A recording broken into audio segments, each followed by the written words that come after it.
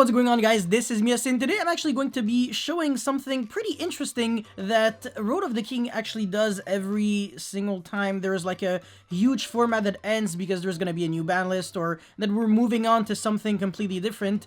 And it's going to be a huge compilation of like, what is this, over 800, no, sorry, is that 8 or, yeah, 811 top performing decks from 145 competing tournaments. And the crazy part is, it actually included in real life events, so even despite the coronavirus, they were still able to play like regional kind of like events and sometimes even bigger, I think. I'm not 100% sure, but yeah, that's actually crazy, so let's get into it. First of all, it says, the OCG 2020-10 limit regulation brought upon a huge change. So that was the one where everybody was like playing Orchest, and there was never a reason to play a deck that wasn't Orchest. So porting Red Eyes Dark Dragoon, number S0 Utopic Zexal to Forbidden, and Gearsu the Orchest Mech Knight to Limited finally ended the Orchest dominance, opening up the format to new strategies. So as soon as this actually became a thing, I guess I want to say this is where we started seeing Virtual World and those other kind of decks too, because obviously they had Virtual World for way longer than we did. I think we got the deck in like 2011 or something like that. I forgot actually. But yeah, they had it for, oh my god, for quite a long time. And then exactly like I said, it actually includes so many decks. So let's see, October 1st to December 31st, what were the top competing decks. So Virtual World was actually stabilizing itself as the best deck with 13.6% of the representation, but that's 110 freaking Virtual Worlds, which is ridiculous considering the fact that their main deck is literally always identical. So the only way to kind of make yourself stand out from the others is by having a better technical play, but not really by having better deck building, because at the end of the day, everybody's kind of just like the same, unless you're really having like you know about like those weird techs like Mischief of the Gnomes and with Beatrice, and also Orchest Crescendo, so you can search for Ally of Justice Cycle Reader, which is really cool actually against Drytron and technically other decks too. So that's actually nice. Virtual World is definitely a very, very respectable deck, just overall in any formats, because it has a lot of hand traps, like I mean a lot of space to play, a lot of hand traps. The deck actually just applies a lot of pressure. VFD is ridiculous. The win rate with VFD is one of the dumbest win rates in the entire game. It's way too problematic. Nothing really solves the card because of the fact that you have Chuchi to destroy it, so you're always kind of protecting yourself from Forbidden Droplet. And obviously Regeki and Darkhold, you know, it doesn't solve anything, or Kaijus or whatever, because they just can shotgun it. So you need to have a Gamma, but then if they have Bamboozling or Thingy, what's his face, a second VFD, well, you're kind of screwed. So yeah. Anyways, the second best would be Eldritch, and now this is actually really interesting because there were so many different variations of Eldritch, but half of those top performing decks, literally half, were actually pure Eldritch. And then the second best was Dragma Eldritch, and then the third best was Lawn Mowing Zombie, but we obviously don't have access to that, and the actual non-lawn mowing version of Zombie Eldritch isn't as good in the TCG, so yeah. And by the way, the Zodiac Eldritch is like so much better, so yeah, I mean that's kind of crazy that only 8 Zodiac Eldritch. Oh, that's, yeah, I mean yeah. 2 Demise Eldritch. Well, again, it started becoming good after like 2021, you know. This is again just showing October 1st to December 31st, but it's still really important data that we can actually use to make conclusions for the future. Usually the past, there's a huge correlation between the past and the future, and that's kind of, you know, that's just a repeat. But yeah, apart from that, nothing too spectacular. They still have freaking Grinder Golem. This is ridiculous. Alright, third best deck was Dragma Invoked, which made sense because now nobody plays it, but it was really good for the longest time. And this was actually the first time the game introduced the aspect of putting cards in your extra deck just so you can counter a main deck card like Maximus Dragma, because there were also other situations in, you know, in the history of Yu-Gi-Oh! Where just putting a card in your deck or extra deck like Chimeritic Fortress Dragon would allow you to beat certain decks without even having to draw necessarily anything. But yeah, this is actually pretty interesting, the fact that people started playing Nova, Elder Entity, Entis, etc. So yeah, Dragma Invoked was a really good deck, but that's the thing, was. Fourth best deck was Zodiac, 65 representations, but if we actually included October 1st to the current date, which is like early March, then Zodiac would probably be the second best deck or third best deck. Virtual World would still obviously dominate. Eldritch would still be up there, but Zodiac would definitely be above Dragma Invoke because this just stopped seeing play. And then Thunder Dragon also stopped seeing play. When it was stopping, it wasn't doing that well. And you only have one Super Bolt and you're always fighting from behind. So many decks don't even need to search. Like Zodiac, they have Tenki and that's kind of it. And they can out your Super Bolt with one single normal summon. So yeah, that's pretty sad. And then they have 2 board wipes after that. I would stay away from Thunder Dragon even if Super Bolt went back to 1. And apart from that, it's pretty garbage against Eldritch. Against Virtual World, it's good if you go first, but if you go first is a huge keyword. And then, of course, we have Prank Kids, which is objectively worse than Zodiac. I keep repeating myself. Shadal, really good deck. Oh, wow, actually, the best version of Shadal was actually Dragma Shadal. And then Dragma invoked Shadal, so most people apparently weren't playing the invoked cards. Really interesting. Wow. Okay. I dig that. And then Sky Striker, which is... It's so crazy to see this deck not being super on top because it still has Engage, but everything else is like crippled, so I can kind of see it. Code Talker getting 31 freaking top cut spots is ridiculous. The deck is... Oh my god, because the thing is, when we see a Cybers deck, it was usually always between Code Talker, Salamangreat, and Adignister.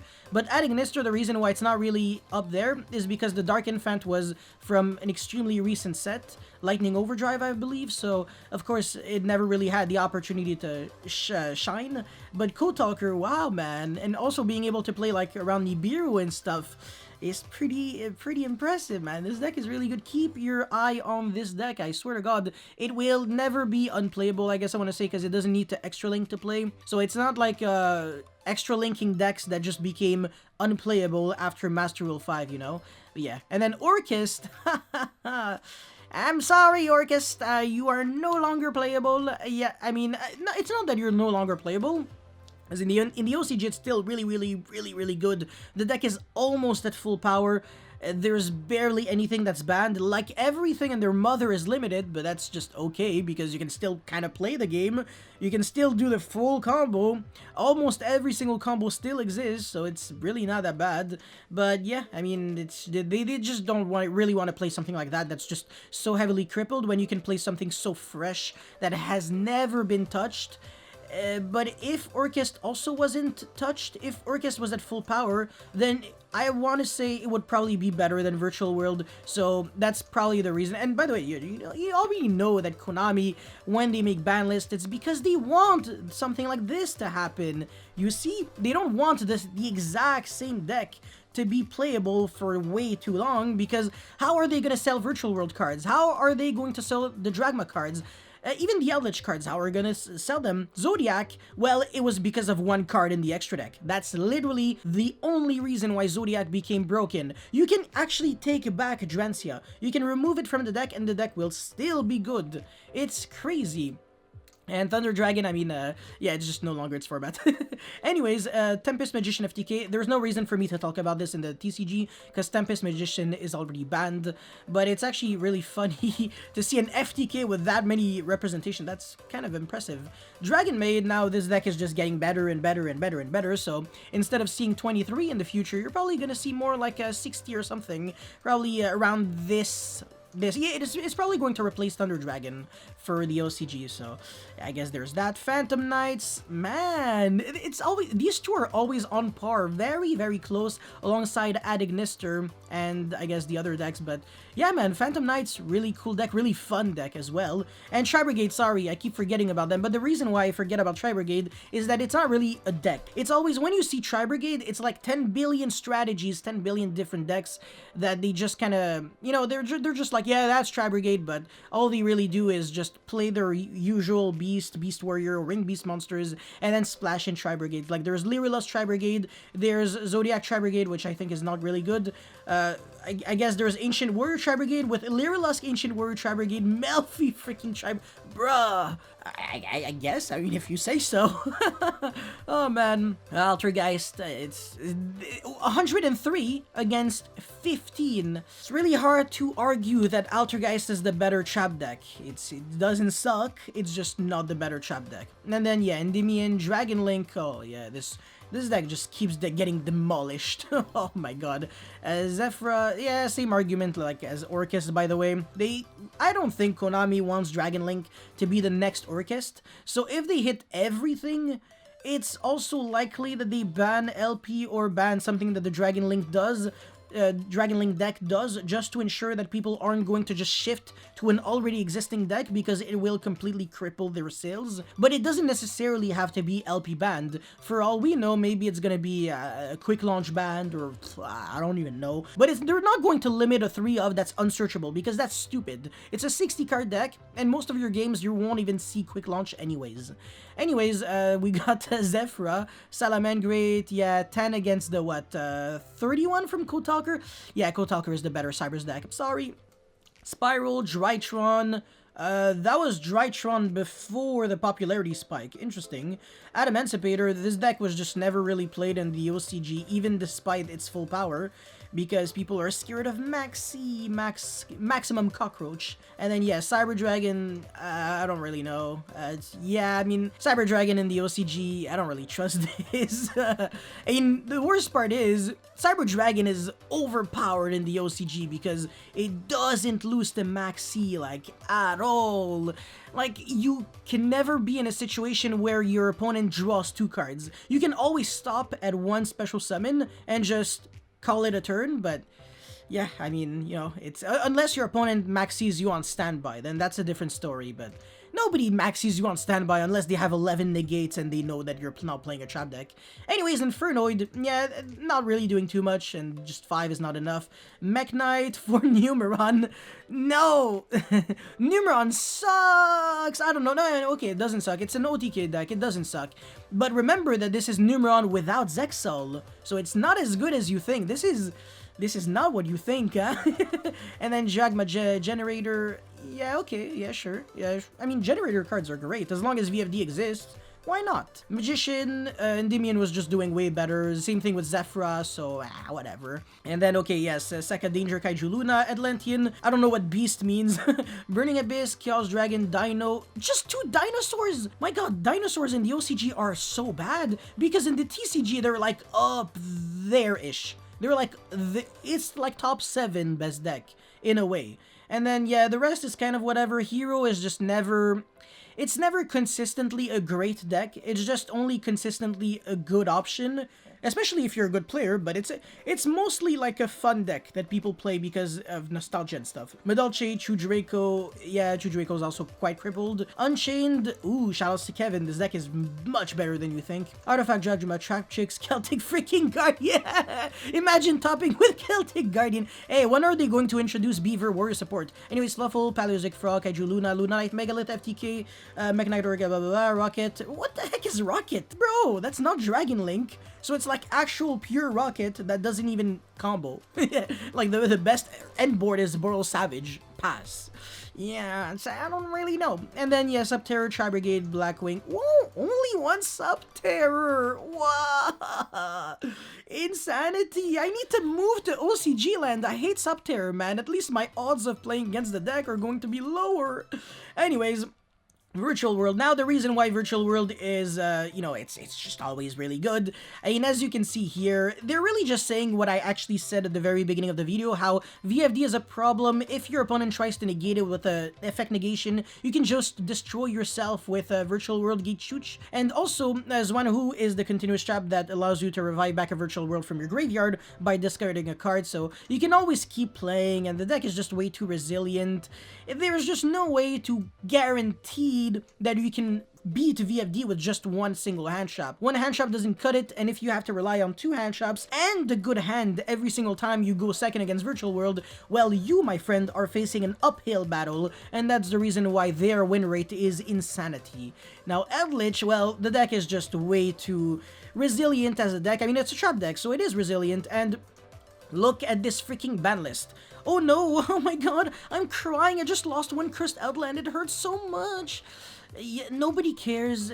It's an unsearchable 3 of, and now it's an unsearchable 2 of. Oh no, big deal. It changes everything. And also, they have 3 freaking skill drain.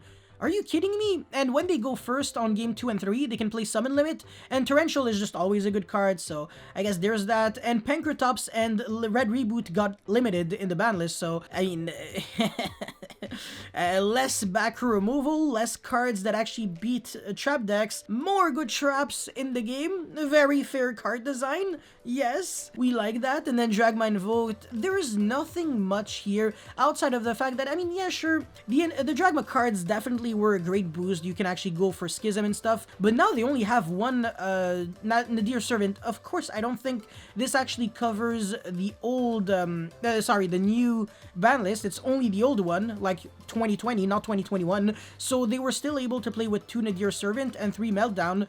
I really don't see what 2 Meltdown accomplishes, like absolutely nothing.